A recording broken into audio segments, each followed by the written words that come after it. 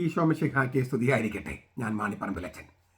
ഡിപ്റ്റിക്സ് നമ്മൾ സുറിയാനി കൽതായ കത്തോലിക്ക സഭ എന്ന സീറോ മലബാർ സഭയിൽ ദേവാലയവുമായിട്ട് ബന്ധപ്പെട്ട സംഗതികൾ പഠിക്കുകയാണ്.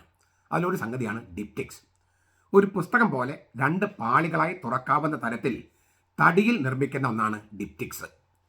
ഗ്രീക്ക് ഭാഷയിൽ ഡിപ്റ്റ്യൂഹ എന്ന് പറഞ്ഞിട്ടൊരു ബഹുവചന വാക്കുണ്ട്. ഡിപ്റ്റ്യൂഹ എഴുത്തുപലകയുടെ ജോഡികൾ എന്നാണ് അർത്ഥം. എഴുത്തുപലകയുടെ ജോഡികൾ, രണ്ട് പലക, അതിന് അങ്ങനെ രണ്ട് പാളികൾ. ഡിപ്റ്റ്യൂഹോസ് എന്നതാണ് ഏകവചനം, ഡിപ്റ്റ്യൂഹ ബഹുവചനം. എഴുത്തുപലകയുടെ രണ്ട് ജോഡികൾ. ഡിപ്റ്റ്യൂഹ ബഹുവചനം, ഡിപ്റ്റ്യൂഹോസ് ഏകവചനം. ഇതിൽ നിന്ന് ലത്തീൻ ഭാഷയിൽ ഡിപ്റ്റീഹ എന്ന വാക്കുണ്ടായി. ഒരു വിജാഗിരി കൊണ്ട് ബന്ധിപ്പിക്കുന്ന രണ്ട് പാളികൾ എന്നാണ് അതിന് ആക്ഷരിക. നടുക്കൊരു വിജാഗിരി, രണ്ട് പാളികൾ അല്ലേ, അങ്ങനെ ഉപയോഗിക്കുന്ന രണ്ട് എഴുത്തുപലക, അതാണ് ഈ ഡിപ്റ്റിക്സ് എന്ന് പറയുന്നത്. എന്നാൽ ഇതിൽ നിന്ന് ഇതാണ് ആക്ഷരിക അർത്ഥമെങ്കിലും അതിൽ നിന്ന് ഉരുത്തിരിയുന്ന മറ്റൊരർത്ഥമുണ്ട്. വിശദീകരിക്കുന്ന പ്രവൃത്തി, ഒരാളെക്കുറിച്ചുള്ള വിവരണം എന്നൊക്കെ ധ്വനിയുണ്ട്. പരിശുദ്ധ കുർബാനയിൽ പ്രാദേശിക സഭയായ ഇടവകയിൽ അനുസ്മരിക്കുന്നവരുടെ പേരുകളും നിയോഗങ്ങളും, അത് ജീവിച്ചിരിക്കുന്നവരുടെയും മരിച്ചവരുടെയും പേരുകളും നിയോഗങ്ങളും എഴുതി സൂക്ഷിക്കാനാണ് ഈ ഡിപ്റ്റിക്സ്. എഴുത്തുപലകയുടെ രണ്ട് പാളികൾ. അത് ഈ പ്രാദേശിക സഭയായ ഇടവകയിൽ, ആ ഇടവകയിൽ ആരൊക്കെയാണ് അനുസ്മരിക്കേണ്ടത്, അവരുടെ പേരുകൾ എഴുതി വെച്ചിരിക്കുന്നു.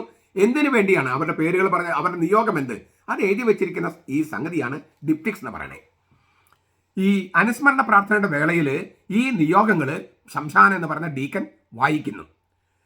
ലിറ്റർജിയുടെ ഒരുക്ക ശുശ്രൂഷ സമയത്താണ് വൈദികനും ആണെങ്കിൽ ഈ ശംശാനയ്ക്ക് പകരം ഡീക്കന് പകരം വൈദികനും ഡിപ്റ്റിക്സ് വായിക്കാം.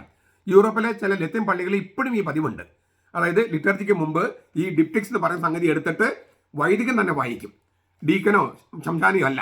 അതായത് ലിറ്റർജിയുടെ ഒരുക്ക ശുശ്രൂഷ സമയത്താണെങ്കിൽ വൈദികൻ തന്നെയാണ് ഈ ഡിപ്റ്റിക്സ് വായിക്കുക. സുറിയാനി കത്തോലിക്ക സഭയിൽ ഡിപ്റ്റിക്സ് മധുബഹയുടെ ഇടത്ത് വശത്ത്, അതായത് മധുബഹയിലേക്ക് തെളിഞ്ഞു നിൽക്കുന്ന വൈദികന്റെ ഇടത്ത് വശത്ത് വെക്കുന്നു. 5-ാം നൂറ്റാണ്ട് മുതലെങ്കിലും നമ്മുടെ സഭയിൽ ഡിപ്റ്റിക്സ് ഉപയോഗത്തിലുണ്ടായിരുന്നുവെന്ന് മാർ നർസായി സാക്ഷ്യപ്പെടുത്തുന്നുണ്ട്. നർസായി ജീവിച്ചിരിക്കുന്നവരുടെയും മരിച്ചവരുടെയും പുസ്തകം എന്നും ഇത് അറിയപ്പെട്ടു. ജീവിച്ചിരിക്കുന്നവരുടെ പേരുകൾ വലത് പാളിയിലും മരിച്ചവരുടെ പേരുകൾ ഇടത് പാളിയിലും എഴുതുന്നു. അപ്പോൾ മരിച്ചവരില്ലേ, നമ്മൾ കുർബാനയ്ക്ക് ചില നിയോഗങ്ങൾ ഉണ്ടാകുമല്ലോ, ഇന്ന ആള് കുർബാന ഏൽപ്പിച്ചു ഇന്ന നിയോഗത്തിൽ. ജീവിച്ചിരിക്കുന്നവർക്ക് വേണ്ടിയാണെങ്കിൽ അത് വലത്ത് വശത്ത്, മരിച്ചവർക്ക് വേണ്ടിയാണെങ്കിൽ അത് ഇടത്ത് വശത്ത്. അങ്ങനെ ഉപയോഗിക്കുന്ന സംഗതിയാണ് ഈ ഡിപ്റ്റിക്സ് എന്ന് പറയുന്നത്. ഡിപ്റ്റിക്സ് അതിൻ്റെ സമഗ്രതയിൽ പുനരുദ്ധരിക്കണമെന്നും കുറഞ്ഞപക്ഷം ഞായറാഴ്ചകളിലും തിരുനാളുകളിലും എല്ലാ ആഘോഷപൂർവകമായ കുർബാനയിലും അത് ഉപയോഗിക്കണമെന്നും 1983 നൽകപ്പെട്ട റോമൻ പ്രമാണരേഖ ആവശ്യപ്പെടുന്നു. 1983 റോമിൽ നൽകപ്പെട്ട ഒരു പ്രമാണരേഖയുണ്ട് നമ്മുടെ ലിറ്റർജിയുടെ പുനരുദ്ധാരണവുമായി ബന്ധപ്പെട്ട്. ആ പ്രമാണരേഖ പറയുന്നത് ഡിപ്റ്റിക്സ് അതിൻ്റെ സമഗ്രതയിൽ പുനരുദ്ധരിക്കണം, കുറഞ്ഞപക്ഷം ഞായറാഴ്ചകളിലും എല്ലാ തിരുനാളുകളിലും എല്ലാ ആഘോഷപൂർവകമായ കുർബാനയിലും അത് ഉപയോഗിക്കണം.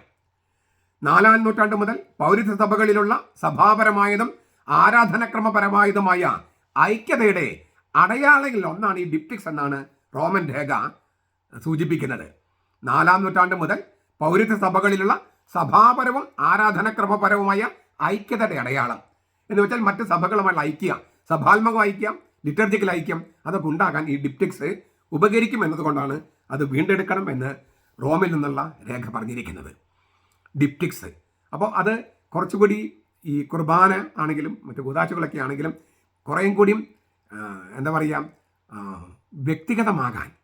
അപ്പോൾ ആർക്കൊക്കെ വേണ്ടി പ്രാർത്ഥിക്കുന്നു, ജീവിച്ചിരിക്കുന്നവർക്ക് വേണ്ടി, മരിച്ചവർക്ക് വേണ്ടി അവരുടെ പേരുകൾ പറയുന്നു. ഇപ്പോൾ ബർത്ത്ഡേ ആഘോഷിക്കുകയോ, കല്യാണം വെഡിങ് ആനിവേഴ്സറി ആഘോഷിക്കുകയോ, കല്യാണ വാർഷികമോ അല്ലെങ്കിൽ മരണാനന്തര വാർഷികമോ, അങ്ങനെയുള്ള ഏതിനാണെങ്കിലും ഇപ്പോഴൊക്കെ അത് ഉണ്ട്. പക്ഷെ എങ്കിലും ഇതിനൊരു ഒരു ആഘോഷ രീതിയുണ്ട്, ഒരു ഔദ്യോഗികതയുണ്ട്, ലിറ്റർജിക്കലായിട്ട് വരുന്നു.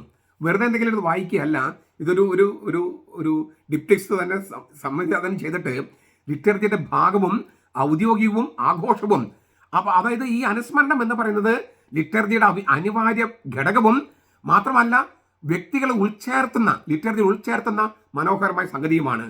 തീർന്നില്ല, മറ്റ് പൗരത്വ സഭകളുമായിട്ട് ഐക്യം സംജാതമാകാനും ഈ ഡിപ്റ്റിക്സിൻ്റെ ഉപയോഗം നന്നാകും. അപ്പോൾ ജീവിച്ചിരിക്കുന്നവരെയും മരിച്ചവരെയും മറ്റ് സഭകളിലുള്ളവരെയും പിന്നെ ഇങ്ങനെ ഞാൻ പറഞ്ഞല്ലോ ഈ വ്യക്തിഗതമായിട്ട് ഉൾച്ചേർത്താൻ ഓരോരുത്തരും ലിറ്റ് ഉൾച്ചേർത്തുന്ന അങ്ങനെ നിരവധിയായ കാര്യങ്ങൾ ഒരേ സമയം നിർവഹിക്കാൻ സാധിക്കുന്ന സംഗതിയാണ് ഡിപ്റ്റിക്സ്. അതിൻ്റെ സമഗ്രതയിൽ പുനരുദ്ധരിക്കേണ്ടതുണ്ട് എന്ന് റോമൻ പ്രമാണരേഖ പറഞ്ഞിട്ടുണ്ട്. ചിലയിടത്തൊക്കെ നടക്കുന്നുണ്ട്, മറ്റു സ്ഥലങ്ങളിലും അതിൻ്റെ പുനരുദ്ധാരണം സംഭവിക്കും എന്ന് നമുക്ക് പ്രത്യാശിക്കാം. നമ്മുടെ കർത്താവ് യേശു മിശിഹായുടെ കൃപയും പിതാവായ ദൈവത്തിൻ്റെ സ്നേഹവും പരിശുദ്ധാത്മാവിൻ്റെ സഹവാസവും നാം എല്ലാവരോടും കൂടി ഉണ്ടായിരിക്കട്ടെ, ഇപ്പോഴും എപ്പോഴും എന്നേക്കും. ആമേൻ.